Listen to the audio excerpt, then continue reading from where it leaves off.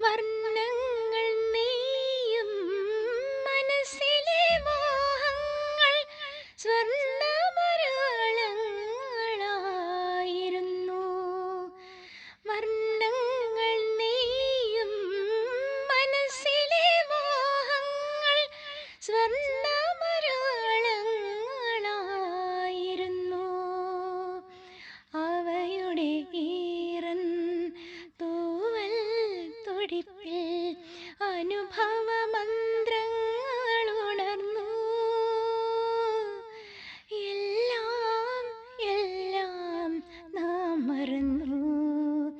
ഒരു പൂവിരിയുന്ന സുഖ